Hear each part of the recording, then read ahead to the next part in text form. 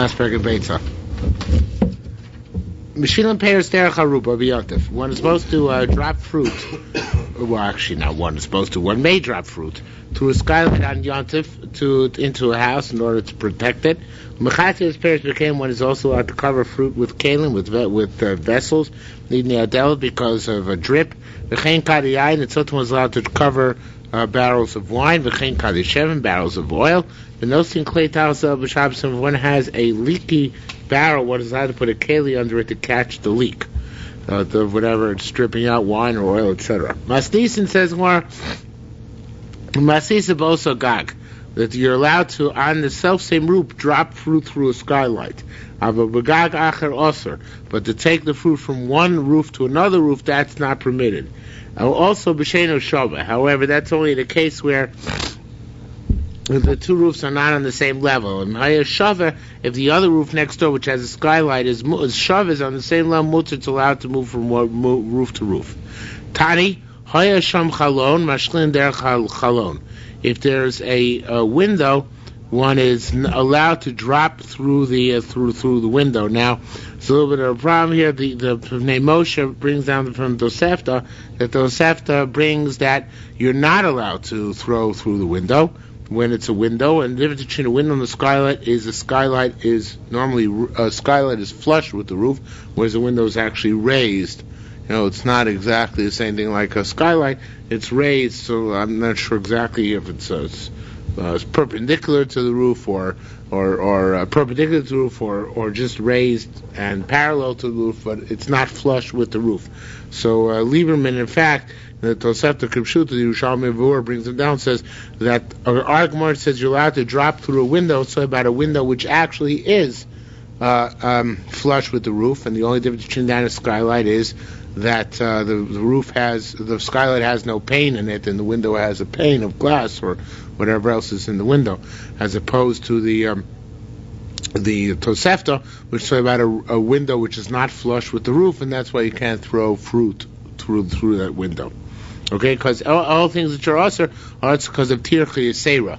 You can't do any special tircha with it, and raising the fruit through a window is considered to be a tircha when the window is not on the same level as the roof. Okay, so it says Gemara, Rabbi Yirmiyah Rav said, Porsi machzel sagabi shifu shelvein b'Shabbos. An interesting kula, one is allowed to put a tarp over a row or a pile of bricks on Shabbos, even though, of course, the bricks are not suitable Shabbos and muksa. Rabbi Shimon Yana said, Ani lo shamati mi abba. I'd never heard anything relating to a similar topic from my father. However, Achosi, interestingly, my sister told me, Amar li Mishmo said to me in his name, if you have an egg which is laid on Yontif, then somchin la kli, one is allowed to put next to it a kli, a vessel of some sort, in order that it shouldn't roll away. Aval ain't kofin aleh kli, but one is not allowed to put a keli on top of it or protect it. Ushmuel mar kofin aleh kli, Shmuel says you are allowed to put a keli on the top of it in order to protect it. Rabbi Mona said, "Uvad shelo yehei no kli nogea b'gufa shel beitza." As long as the vessel does not touch the actual egg itself, it's a special gzeira that since the egg is muktzeh, so even though you're allowed to protect, you're not protecting a way which actually touches the egg. Now, since that's the case, he would also say here by the shifuf shel levanim, by the pile of bricks, if you are protecting, you can't put the pile of bricks directly on the tarp directly on the pile of bricks. Has to be the way that's not directly touching the pile. Tani Rabbi Yisha said, if you're nachal shel dvarim, if you have a beehive, person is allowed to put on it top of it a sheet in the sun, because the sun, in the rain, because of the rain. Ask more, Makarav Kishmuel, is this going like Rav or Shmuel? Now, this is because Rav and Shmuel said before. Shmuel said you're allowed to put something on top of an egg, right? As long as it doesn't touch, right? Rav said porsin machzelas al gabi hashifuf, was allowed to put the tarp on top of the pile of bricks. So it says more. How is this working by the beehive? Is this like Rav and Shmuel? If so, however, then we should have to have the same prerequisite which we had before. And the Gemara says, yes, indeed, it is going like Rav and Shmuel. Kami lamala, kami lamata, depends where you put the tarp on top of the beehive. It may not touch the beehive. Lamata would be forbidden. To touch the beehive would be for prohibited because we're not allowed to touch muktzah when we're protecting it. However, kami lamala, and kami lamata, if you have the tarp which is protecting the beehive somewhat raised and distinct from the beehive, then that's okay. That you can do even on Yontif. When you're putting the tarp over bricks of the beehive, aren't you creating an oil? You have to do it in a way which doesn't create an oil, or that there was already a partial oil beforehand. Right, otherwise you wouldn't be able to allow to do it because of oil. But that would be a problem in all these things, right? Yeah, So it has to be in a way which doesn't create oil. That's correct. The Gemara doesn't, for some reason, the Gemara doesn't discuss it here. I don't know why not. Abisa B'Shem Yisrael, Chiyana said, the next word, mistake, it should be chafei. Sotos, chafei sutos are according to Yerushalmi Mavur, they are the tarps which you use in order to cover cargo in a boat. Also, Tatlan, they're forbidden to carry. Why is that? Because they're miyuchad davar also. They're specially made for the tarp for the boat, and therefore like muktzah machmas chesron kis, because they're usually not used for any other purpose, and therefore you can't move them. Mitzato having present, there was a case where there were traps for animals which were set. Mistarfin go shimshon, they're getting burnt in the sun. They're getting ruined.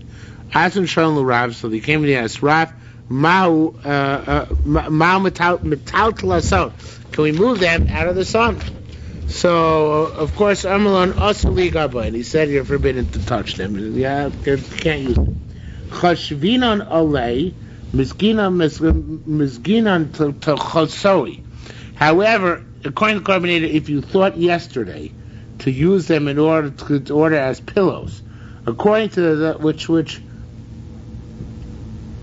is nice, but then that's not such a big chiddush. But the Amud Yerushalmi Tindiana here on the bottom says, even if you thought about them, Amud Yerushalmi, not the Amud Yerushalmi, says here that even if you think about them now to use them as pillows to support your heads, you're allowed to move them, because we're saying that something which you use a klisham lachtu le'iser, right, such as traps, if you intend to use it for a mutter purpose, like using it for a pillow or support your head, they're allowed to move it, even though you're really moving it from the sun to the shade, which is forbidden directly, but here, since you do it indirectly, you're also using it for the purpose of pillows now, so therefore you're allowed to move it. But you didn't designate that before you have to. Yeah, but it's a keli, it's not like a stone or a stick.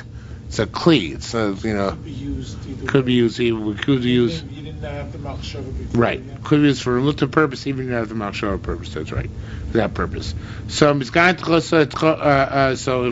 the lame is going to chosay rashain. If you think about putting it underneath, soon you're allowed to carry them.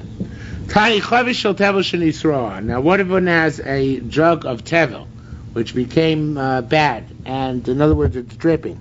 So maybe keli acher v'nosno tachtel. You'll have to bring another keli and put it underneath this one which you have, which is dripping. Even though the chiddush is obviously that this is true, even though it's tevel, even though it's not stuff which is mutter. So the carbonator brings down that nevertheless, since tevel, but yet if you're masaking it on yontif, it's masukon, it's fixed, because only this is rabbanon to be masaking it. So therefore, one is allowed to cover it as well, or not cover it, but rather protect it by putting something under a drip when it's leaking. Okay, so therefore it's a lesser type of muktzah, was allowed to do things in order to save it. Nismale, what happens if the new vessel fills up, right? It fills up with the wine which was dripping out or whatever it was. So the new vessel is of course muktzah, and because it has tevel in it, which is muktzah, you're not allowed to carry it anywhere. Amr Bizir said, okay, so some meres, this seems to tell us, Shoisin Takana Muktzah, one can make a Takana for something which is Muktzah, Latilo Shlokadark, in order to save it, not as proper, not the normal fashion. In other words, normal fashion would just be to pour from the barrel which is leaking to another barrel. Here you're allowed to save by putting something around it. Ask more about Tani, what about the following case? Now, if you have a basket full of grapes, which is about to be pressed in order to make grape juice or wine, The same thing with a basket full of olives. Shemashchan. So they already started cracking or breaking open, so the oil fall out. So you're not allowed to take from these olives or these grapes on Yontif. And it certainly is forbidden on Shabbos. So it sounds like you're not allowed to take them either to save them, the Yerushalmi Beitza says, or you're not allowed to take them. In my opinion, I think that the pshat is you're not allowed to take them or to eat them. Now, if you're going to say that something which is only quasi-muktzah because it could be meiser, you're allowed to save it, so why here can't you move them in order to save them if they get in trouble, or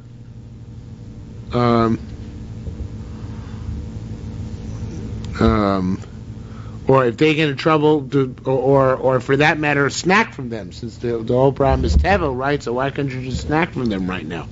So it says, Rav Chisda afal pisha zeh tevel v'zeh tevel, even though they're both tevel, zeh yesh lo muktzah v'zeh yesh lo muktzah. One is a problem muktzah, one is not a problem muktzah. Why is that? Because by the case of regular tevel, a barrel of wine of tevel which is breaking, so if you're misaking it by taking off Trumas Maises, which b'diavad works, so then already is roy la'achila, so it's not muktzah anymore. But if you have grapes or olives which are half cracked and waiting to be fully cracked and make grape juice or wine, so then right now they're not roy la'achila. So even if I stipulate that the fact that they're tevel doesn't bother me, they're still muktzah. So since they're still muktzah, so that's why I can't do anything in order to save them. Okay? So it says Gemara, Tani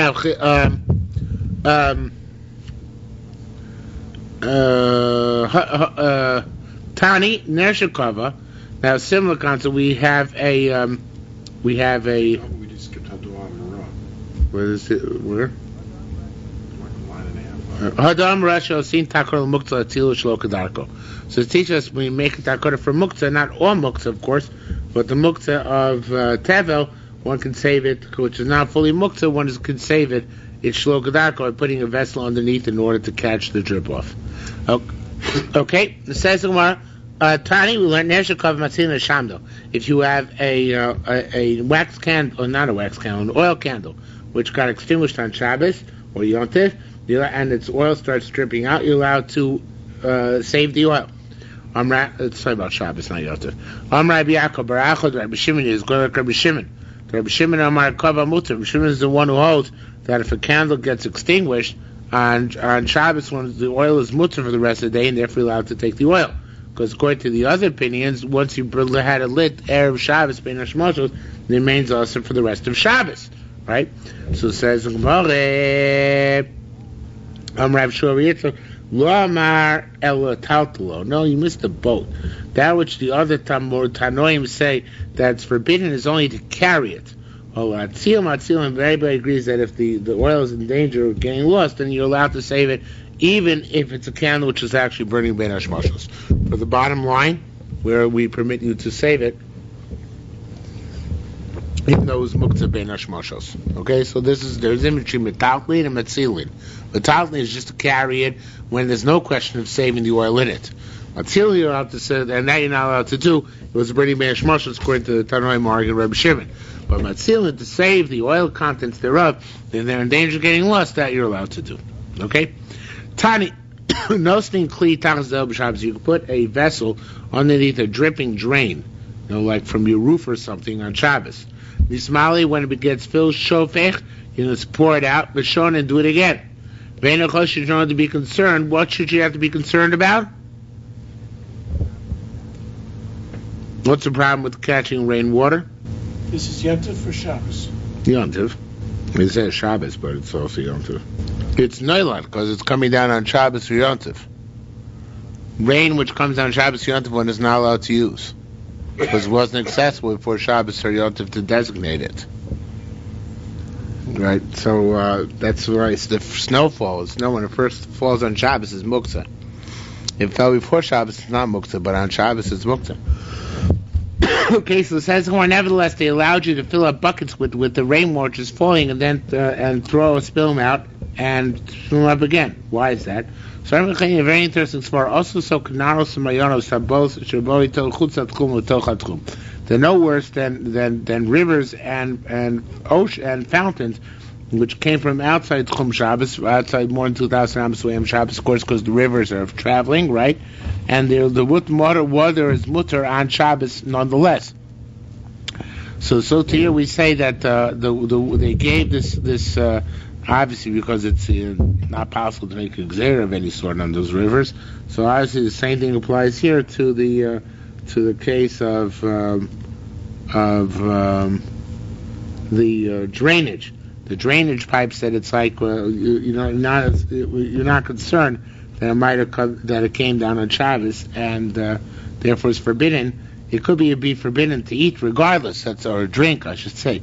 But you're allowed to actually spill out the baskets which collect the rainwater under the drain pipe as they collect them. But Tani Ken, we also learned that rivers and fountains which came from outside the tchum to inside the tchum, memaleim b'Shabbos allowed to fill up buckets from them on Shabbos, and tzorich b'yontiv, and certainly on yontiv as well, and that's why here it could do the same thing. Okay, kol shu mishum shvus. Anything which is because of a shvus, it's nisa d'Rabbanan, mishum shvus, which is an optional, mishum mitzvah, or even if it's a mitzvah to do, chayavim lo b'yontiv. Chayavim doesn't necessarily mean you're chayiv. It means you have to refrain from doing it on yontiv, right? Because Rabbanan aser them. Then what are the things they ask mishum shvus? Because of Nisa D'Rabbana, unless you continue Nisa D'Oraisa. L'olin, Be'ilan was not allowed to go up a tree. V'l'rochin L'gar Behema, nor is one allowed to ride an animal. V'lo'shati B'nei Amayim, nor is one allowed to float or swim on the surface of the water. V'lo' one is not allowed to clap. V'lo' nor to beat one's hand. V'lo' nor dance. Eilem Mishum Mishus, these are optional activities which are forbidden. Those were all shvus. What's rishus, which you don't do on Shabbos? And lo dani, you do not sit in court. Lo makdekachim, you don't get married. Lo chotzin, you do not do chalitza. Lo marich, lo miyabmin, and you do not do yibum on Shabbos. Elim rishum mitzvah, these are the ones which have to do with mitzvah, which we don't do. Lo makdishin, one is not allowed to make something hekdesh on Shabbos. Lo marich, not give a value to hekdesh of a certain object or person. V'lo machrimin, one cannot make something a cherem which goes to the kohanim. V'lo makbim truma ma'asos b'yontif, was not allowed to take of truma and ma'asos b'yontif because that's fixing up. And even though these are all mitzvahs, kol b'yontif, they're forbidden on yontif. Kavachom l'Shabbos is certainly also on Shabbos. Ain't ben yontif l'Shabbos so ochel nefesh uvad yontif Shabbos and yontif, so you can do ochel nefesh. In terms of all the other melachos, everything is also okay. Says Mar shvus shur shus. You should know when we use the word shvus in our Mishnah, we meant something which is totally optional. When we use the word rishus in our Mishnah, rishus is saying she mitzvah, which might be a mitzvah. For example, Ezu Shvushu Rishus, what's a Shvus which is optional? Will only be Elon. In other words, it's an activity which you don't have to engage in Shabbos. It's not even mitzvah to engage in Shabbos. It's not to go up a tree, or Rochin or grab a hammer, nor to ride on an animal, or Shati on Pnei Mayim, nor float on the waters, Lo Masapkin, nor clapping, Lo Matapkin, not beating on one's thigh, Lo Markidin, nor dancing. Ezu Rishushi mitzvah, that's a shvus, which is a mitzvah. What's a shvus, which is a mitzvah? Right? A shvus, I'm sorry, what's a shvus? I lost my place. What? Ezu Rishushi mitzvah, what's an option which is actually a mitzvah? Lo donim, one is not allowed to sit in judgment. Lo chotzin, nor it sits about a chalitza. Lo miyabin, nor do a yibum. And on the yontif. Tani, we learned ain only be'ilan bein lach ben yavish. You can't go up in a tree whether it's dry or moist. Says Nicha lo yavish. I understand that you're not allowed to go up in a dry tree.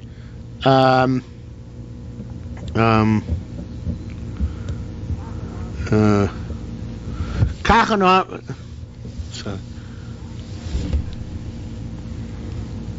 I misread, or rather, start from the middle. Nicholach Yavesh, but why can't you go up in a dry tree? Anu Omin also Dusha Gabi is more of a Shabbos. That's equivalent to saying you're allowed to step on a branch on Shabbos, and of course you're allowed to step on it. Once it's dead, it's dead. It doesn't matter if you break it into little pieces, as long as it's not teiching. Elo Kraibi Meir says where you're right. This is going to Kraibi Meir.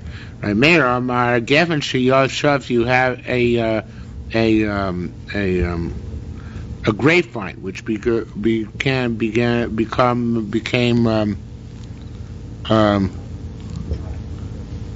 dry. But asura, it's forbidden in Kadeshes. That it's forbidden to grow kilayim in a field because of kilay karim, but it doesn't make stuff kilayim. Right? Enim Kadesh means it doesn't make stuff kilayim. So we see that there's such a thing as something which is quasi-osir. Just like a dry grapevine is osir, so too if you have the case which we're discussing over here, the case of the dry tree is also to climb on Yontif. Why? Because it's like an extended gzera. Just not allowed to make to cut off a branch, even if it's dry. You're also not allowed to make we're talking about not allowed to climb up trees or use trees on Shabbos, even if they're completely dry. Why is that? Because you might tear the leaf. Because you might tear a branch. But the thing is, tearing a branch off a dry tree is really not necessarily deraisa, because the tree is no longer considered to be integrally connected to the ground. But nevertheless, we ask that unless you come to actually do it to a real tree. Okay? So, says the Gemara, again, where do we see that? Gevin Shiyovsha, because the Rameh said, Gevin Shiyovsha, if you have a dry grapevine, Asura, it's forbidden in Kilayim, you can't grow in the same field as grain, but if you happen to, or whatever the case may be, so, where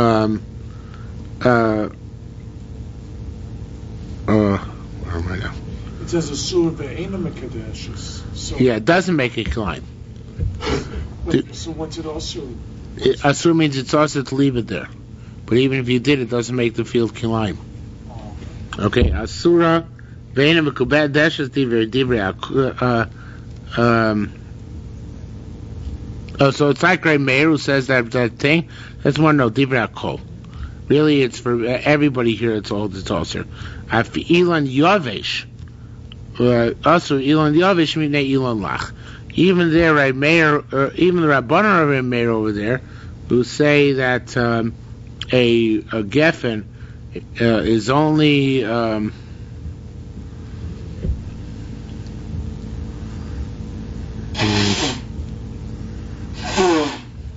it's okay.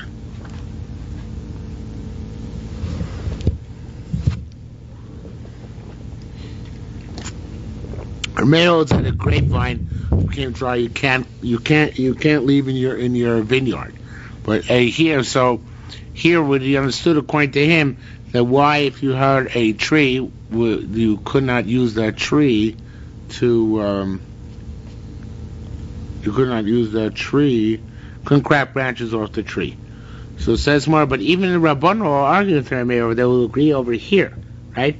That's the Gemara says here. Divrei Akol, here it's Divrei Akol, also Ilan Yavish and Ilan Lach, because here we forbade you to use a dry tree unless you come to use a dry and dead tree, unless you come to use a moist and fresh tree.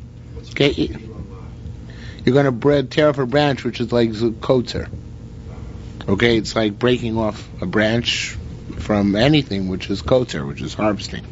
Okay, so that's why over here even Rabbanan disagree and so hold that a dry grapevine doesn't ask because of kilayim at all. Not even the Rabbanan, but here they'd agree because you might come to cut off a moist branch, which would be mamish kotzer, mamish harvesting. Says more not in the dry tree, unless you come to cut off a branch in the tree which is still moist, some other tree other than this one. I don't know if I'm making myself clear.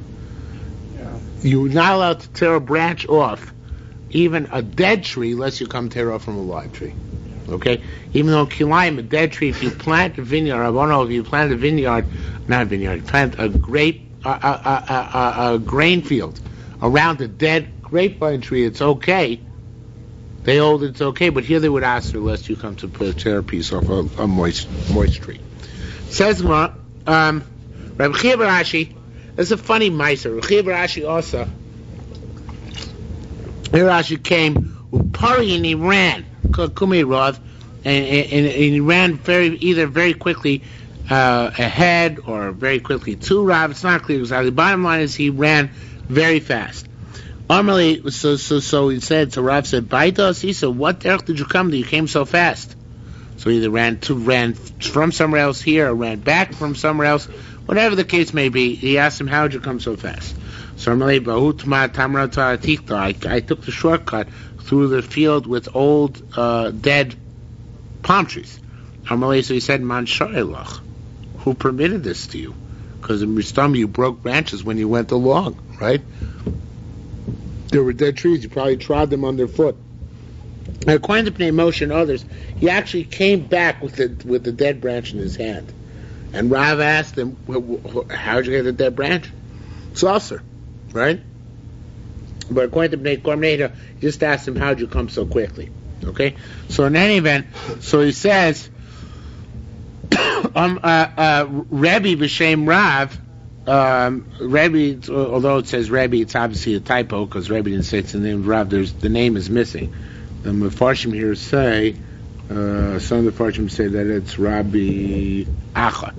Rabbi Acha said that Asur Ladush Agabe Zmora b'Shabbos. You're not allowed to step a Zmora on Shabbos, a branch on Shabbos. He shorsh. Now there are others who say that it's also litlosh. You're not allowed to pluck out a branch on Shabbos, even if it's dry. So this is Rav's bar. Obviously, Rav said, "How'd you come so fast?" Right? It says more, and however the case may be, he shorshe ilan. If you have the roots of a tree, he kosei akruv. If you have the roots of a cabbage plant, bigvayim shlosha, they're only considered to be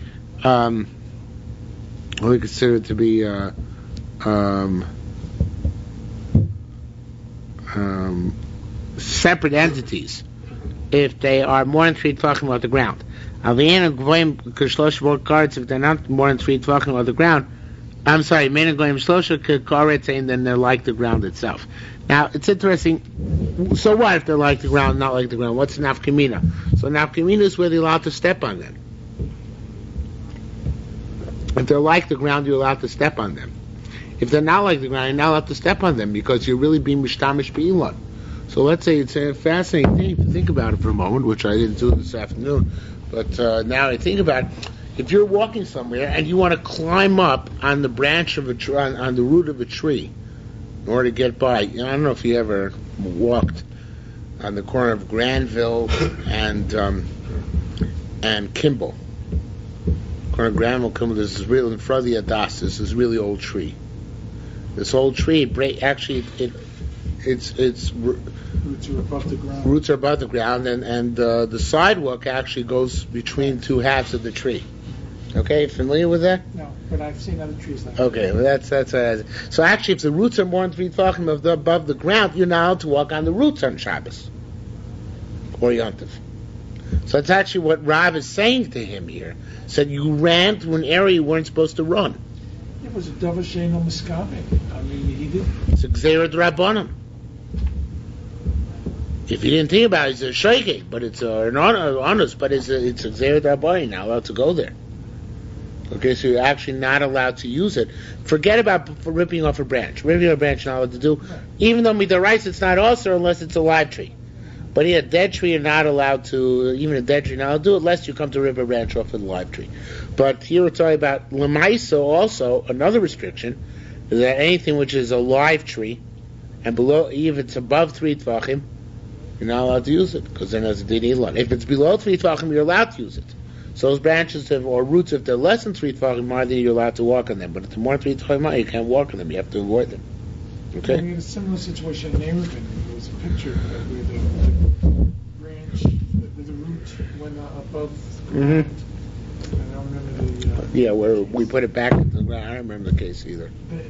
When I remember the picture. went down. I Yeah, it's remember like the picture, too. a knee, like Havracha.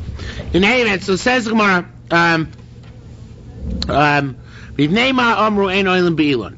why did they say not to go up the tree? Shem Yishkach Yochel, is it because you're going to pluck off a fruit and eat?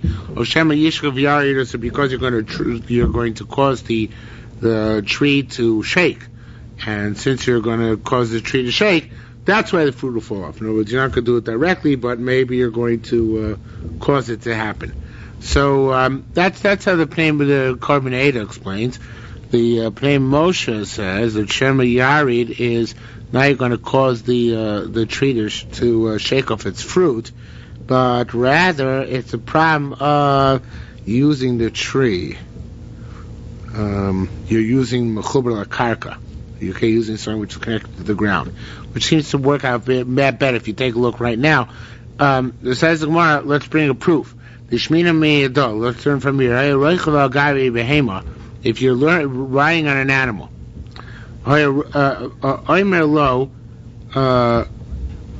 you say,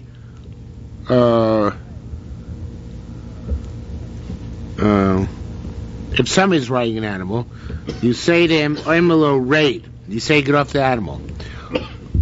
Why don't get off the animal? Why is somebody not allowed to ride an animal on Shabbos? So, the Bavli says because he'll take a branch. He'll snap a branch off the tree in order. Shami disagrees. Says the Gemara, his teaches us, Shema Yishkach V'Yarid. The fact we tell him to come down tells us that they were afraid that he's actually going to cause the animal to shake and break or fall under its load.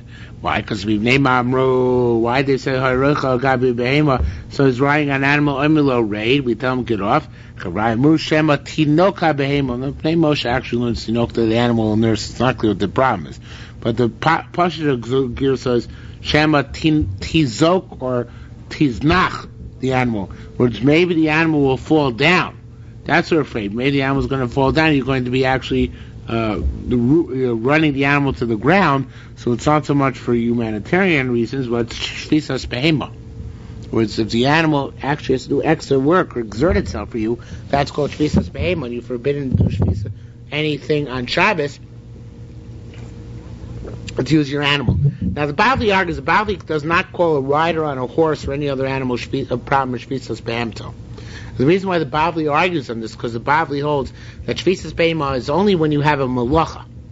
When you're having an animal do something which for you is malacha. But to carry something is not a malacha, right? So the animal can be transgressing a malacha for you.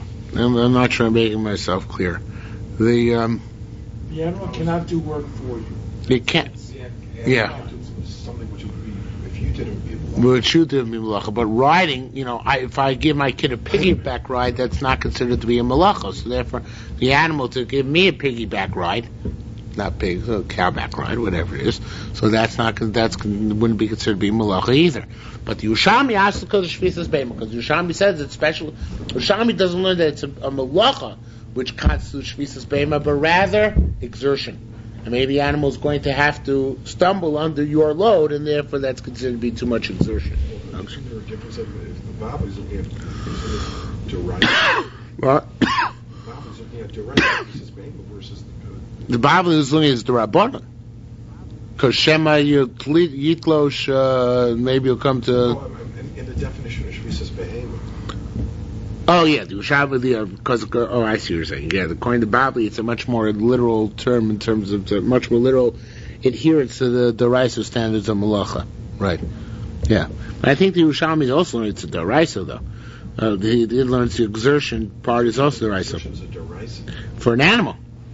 Look, says the Gemara, Amar Lon Rabbi Yosef said, I don't understand. Shoya Hagun, Echa Gadol, What happens if the animal was a big and healthy one, right? Hogan is healthy and Gadol is big, so it's no Shvisas Be'ema, it has no problems. So this is more no. Still a problem. Not allowed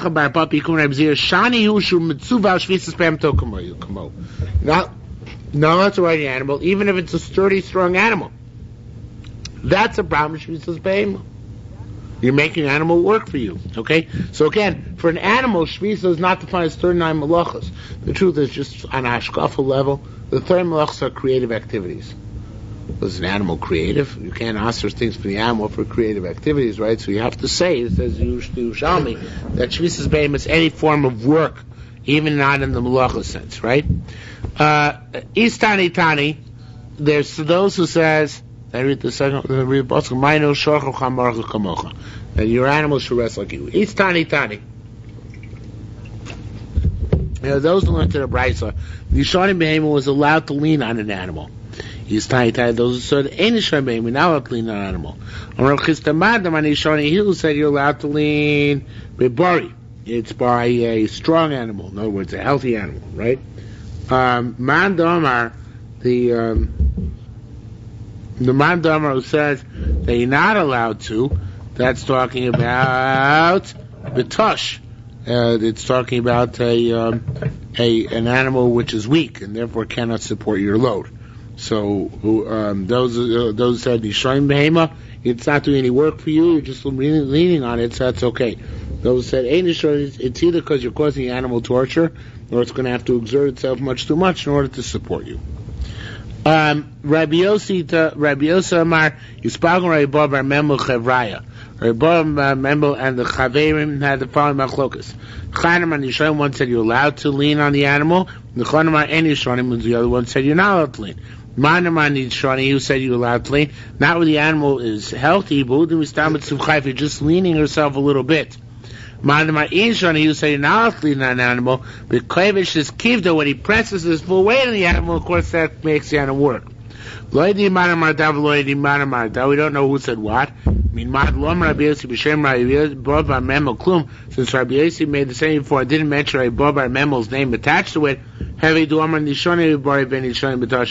he holds that you're allowed to lean on a healthy animal, you're not allowed to lean on a weak animal, because otherwise he should have mentioned, Rabbi Yossi should have mentioned this distinction. So Rabbi Yossi said what? One second. Rabbi Yossi said,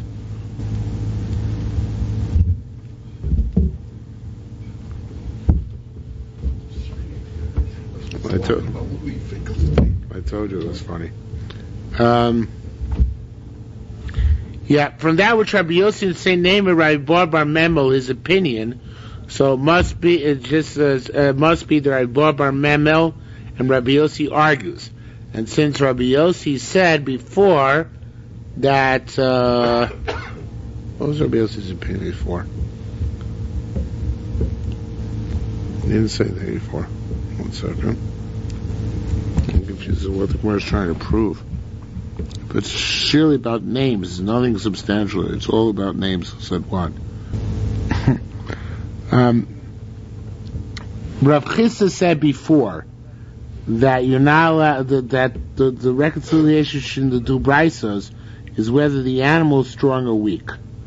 Then Rabbi Bar Memel and Chevraya, they had a machlokas whether you can lean or can't lean, right? And Rabbi Yossi recounted this machlokas, right? One to hold one who held that you can lean will say you're leaning a little, and the one who said you can't lean is one you're leaning a lot. So who's the one who said which statement here? So since Rabbi Yosa, who calls machlokas Rabbi Bar Memel and Rabbanan, since he didn't say which way Rabbi Bar Memel holds, so it must be that I don't know. I'm going to take a stab at it. I don't think what I'm about to say now is necessarily true. I thought I understood the carbonator when I looked at it this morning, but now I don't think I understood it. So now I know I didn't understand it. But I guess what he's trying to say is that if Rabbi Yosa knew what Rabbi Bar Memel had said with certainty, he would have quoted the name Rabbi Bar Memel.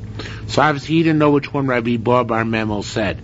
right? So since he didn't know what Rabbi Bar Memel said, so we have to reject Rabbi Yossi said, because we don't know his chiluk, who said one is chiluk. So therefore, instead of drawing the distinction between somebody who leans a lot and somebody who leans a little, we'll accept the dichotomy drawn by Rav Chisda. We don't know which one, whether the Rabbi Bar Memel said it or not, or whether it's accurate or not, because Rabbi Yossi did not report in the name Rabbi Bar Memel what he actually held. Whereas we rely on Rav Chisda's distinction, a distinction between a case where the guy, the animal is healthy or the animal is not so healthy. Can't you combine the two? You could, but for some reason the Yerushalmi doesn't do that. I don't understand why. That's what I'm saying. Confused why the Yerushalmi. Yeah, I understand. I'm confused why the Yerushalmi doesn't reconcile the two. I don't know. Okay, says Marvelo Shati Apnei Mayim. Now, literally in Bavli it means not allowed to swim. And the Bavli learns the reason how to swim is because you might come to make yourself a flotation device. And the Yerushalmi Mavur, in order not to make a machlokas, wants to say that that's how the Yerushalmi holds as well. But it's clearly not that way. So the more Rabbi Avo, Rabbi Yaakov Bar Zavti b'shem Rabbi Avo said,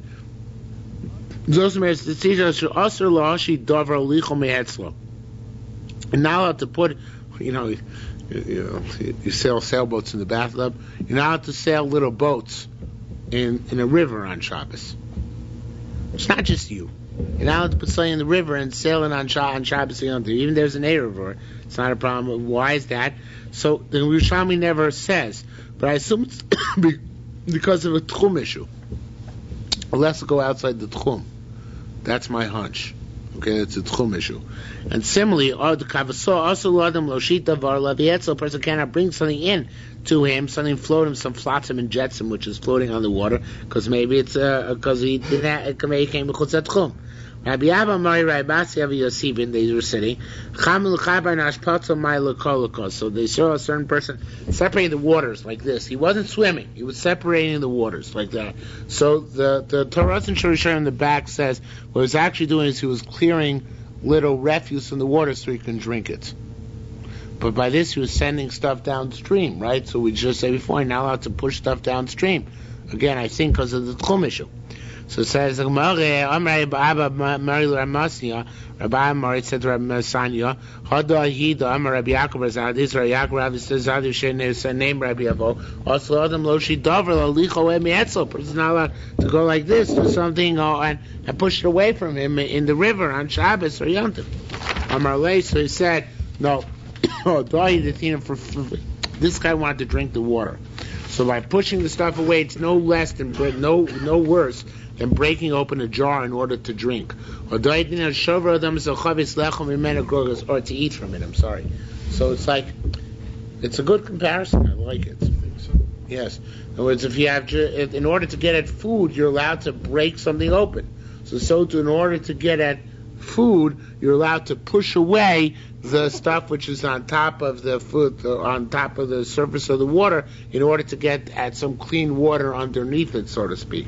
Even if it might go out of the tchum, even if it looks like it's something like of that sort, nevertheless it's mutter. Now again, Yerushalmi clearly is arguing about it because flotation devices don't enter the picture here. If you if we're learning that this all falls under the rubric of not floating stuff, so clearly the floating is not a problem of chavish or shayotin, because you're not going to attach a little life preserver to each splinter in the water. Rather, it means you're afraid stuff is going to go out michutz tchum. Okay. Isn't sheten not in Hebrew urine? Where does it say sheten? Lo shoten al pnei. No, it's with the tov. That's a tov. There's a test. No, this is not shayit, and Mani was still sailing. Okay. It says it with the test here, right? Here's a test. Yeah. Interesting connection, but no. Says Rav Lo Misafki was not allowed to clap. Now, sipuk u'michamoso. Sipuk is when even, the way the Mefarshim explained here, even out of anger. Now, here, what's the chiddush? Sipuk out of anger. I think sipuk is clapping. One of them is clapping, one of them is... They weren't conceived. So no, neither is the Bavli. But see, it's the Sipuk me. Even if you're angry, so there's no thing of Shema Yisagan Kli shiur, right? Because you're not going to fix for a simcha or even for a funeral. You know, the old days used to play music at funerals, so you might be Yisagan Kli shiur. But for anger, so if I go, darn it, and I hit the table, right? So I'm not going to sing Yisagan Kli shiur for him in order to do that better when I get angrier next time. So therefore, it should be mutter. So no, it's a carte blanche also. Yes, sir, you're not allowed to do it. Okay. Kamad atam haino. It's even out of anger.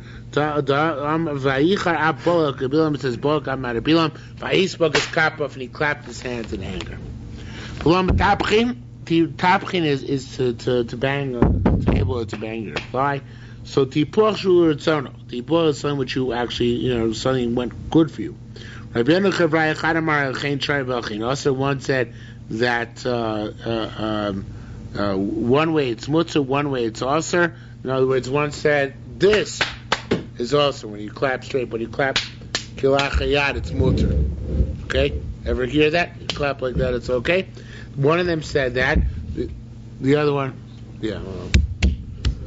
Okay, the other one said. Regardless of which way you do, it's also. We don't know who said what. Since Rabbi Yonah said, we had old men in our days. And they used to clap with the back of their hands on Shabbos. It must be he's the one who said, depends how you do it, whether it's mutter or aser. Rabbi Ava Mesa Rabbi Shimberei. This mice is also brought in the Bavli, but I forget where. Maybe it's not. I don't see the Mezuzah or Shas here, but I think it's brought in the Bavli. In Erevin? Yeah, I think it's brought in Bavli in Erevin. Rabbi Ava Mesa Rabbi Shimon Berei. At the Chasta for Rabbi Shimon and his son, it was the meals on Shabbos, and they were clapping with back of their hands. B'shubsa. So Amar Meir passed by. And he heard the noises. Amar said, Rabbi Seinu Tra Shabbos. Said, you guys are clapping in Shabbos Mutter. It all became Chassidim. Shama Rabbi Chalitz, Rabbi heard the voice. Amar Miuzeh. Shabali or Dosenim Sobe saying, who's coming to control us in our houses? These and some say, Hachin Amar, I said, Miuzeh Shabolit Saneinu Sobe saying, who's he who wants to put us in seclusion, sneus, meaning put us in Cherem, because now the grandmother would put in Cherem. Or the way I interpret it, Saneinu, without an ayin, with two nuns, to cool us down. In other words, to cool down our simcha, to make us misnagdim. So who wants to do that? Shomer Meir Koles, Meir heard Rebbe complaining, and he didn't want to be caught by Rebbe, even though he was older than him. Varak, and he fled. Nafkin Paya Basrei, so he came out and ran after him. Mipare, from running, Afer Rucha Pikalye Mal Kadle. From running, his the wind removed his toga from his neck. Kali Rameir. Odik Rebbe Mikavasa, Rebbe was looking out the window. The Chama Kali Rameir Minachor, he saw the neck of Rameir from behind, which normally people wouldn't see. And obviously it was a holy neck, the neck of Rameir. Omar said, Zachis Anala Raisa, as only Zach for Teira, it'll begin the Chame Kali Rameir Minachor, because they saw the neck of Rameir from behind. Rabbi Yochanan, Rabbi Shimon Laksh Tartei and Omen, they both said, Anala Zachin La Raisa, it'll begin the Chaminan. Etzbei the Rebbe mean Kukain today. It's only because we saw Rebbe's finger come out of his sleeve. And they used to wear their sleeves long for tznius, not to show the palms of the hands. Even the men, right, even the men. So longer than the women. So, and since they saw once Rebbe's fingers, that was machkim them. Okay. I don't remember this mindset at all. No, the neck thing is in the Bavli though. Maybe not the whole mindset, just the neck. The rest of it is only from Yerushalmi, I guess. He was probably angry he wasn't invited to the chasna. That's right. So obviously a small chasna. How could they have this? When would the chasna take place? Before Shabbos. Reb Aaron's daughter, son got married on Friday. Yeah. Really? Footner's daughter got married on Erev Shabbos. Robertson David, yeah. It was Lot Bomer. It's much cheaper that way. You make the meal on Shabbos, you don't need a band. No band. That's a lot of things. All right, Don Marvin? Okay. So maybe we'll just go for a couple more minutes and we'll stop. Tomorrow night, by the way, we have a siyum. Rabbi Yirmiyah. Oh wait, can you take this to base to? Yeah, It'll be intense. Okay. We will start Rosh Hashanah. We're going to go to Rosh Hashanah. Start Rosh Hashanah tomorrow night? Yeah. Rabbi Yirmiyah B'Shem Rab Chuna said, Kibbutz is Oker Shtei Raglov. Jumping is when you take your 2 feet off the ground, kachas at once.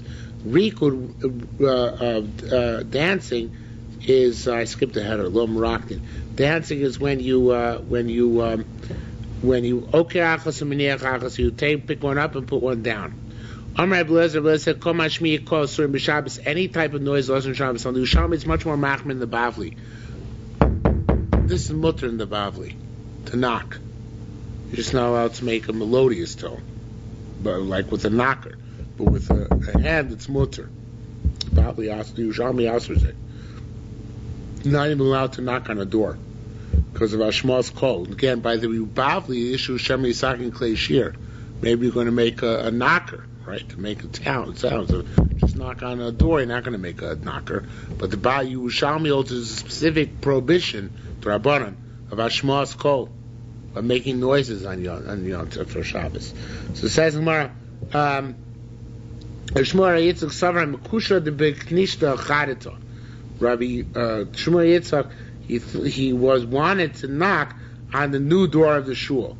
So there's another gilsa here that Rabbi Shmuel Yitzchak's grandfather was the shamish of the shul, and he used to knock on the doors of people to wake them up in the morning to come to davening. So he was maker. But Rabbi Leil, Rabbi Elam, and Rabbi Elam, Makash Akisi would knock on a chair. Rabbi Elam, Ani Bestidra, Rabbi Elam, however, that's Rabbi Law, our friend. He went. He spent a long time learning, and Solik Basic came to his house. Ashkun Demichin, he found they were sleeping, and he was locked out.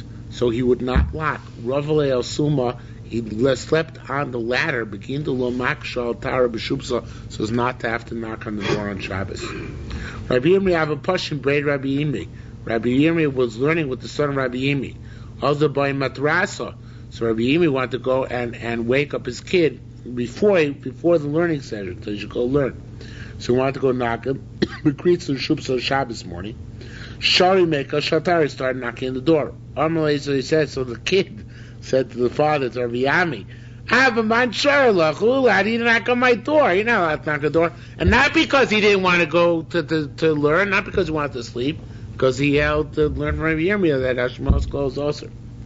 Rabbi Yabba, kind of boy, come Rabbi Yassu, Mam Makshal Kresa B'Shubsa. It's one allowed to knock on one's own stomach to make a sound. I don't know what makes a sound, but it's one allowed to knock one's stomach. Unless it said B'cholam on Sharlach. On a weekday, you're not allowed to, because it's talking about below the belt. You're not allowed to put your hand underneath your belt because it's sneeze. Okay? Nevertheless, Rabbanan had a minute to knock on the bellies of people who were sick. I guess it was considered to be healing. From above the navel, and if he was wearing clothes, that's if he wasn't clothes. If he was wearing clothes, then minatibor lamatan, even from below the belt. Okay. V'lodanim was not allowed to do a court case on Shabbos. Reb Chizir Rav Achim said also ladun dinim moments erev Shabbos. Not allowed even to start a monetary case on erev Shabbos because we might come into Shabbos. V'masnisa pliga. Doesn't the Mishnah draw a distinction? It says "V'ya ain't done lo erev Shabbos lo v'yantiv dinin nefashos." Right? Hadinim moments don't. It sounds like monetary man is allowed to. The time Rabbi Chia came, Rabbi Chia also taught us don't dinim moments erev Shabbos lo dinin nefashos erev Shabbos. So Amar Cain, so he said, Cain halacha kan dvar Torah. Midoraisa you can do dinim momentus on erev Shabbos. Midrabanan you can't. They don't talk about midoraisa dinim fashos don't work on. You shouldn't do an erev Shabbos, but dinim momentus midoraisa you can. It's not going to be a true din, right? but it's to the same level. Midrabanan, they asked it as well.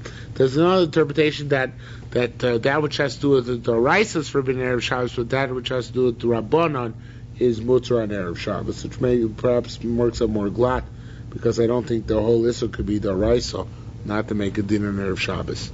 Okay, let's get to the top of Amud Aleph.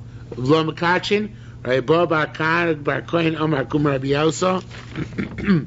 Rabbi Bar Kohen said in front of Rabbi Yosa, Rabbi Yaakov B'Shem Rabbi Yaakov, he said also Lars Yishaber Erev Shabbos. Now let's make a vort on Erev Shabbos. Now I said a vort. That means now to make the vort to Lars, but to get engaged.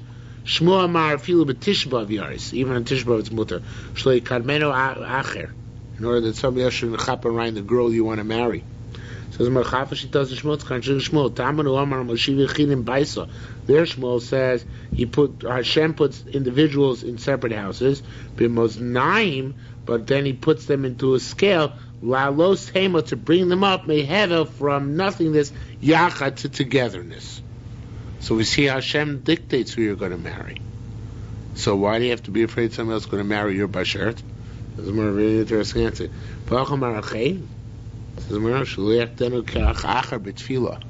Somebody else can chap your bashert if he davens for it.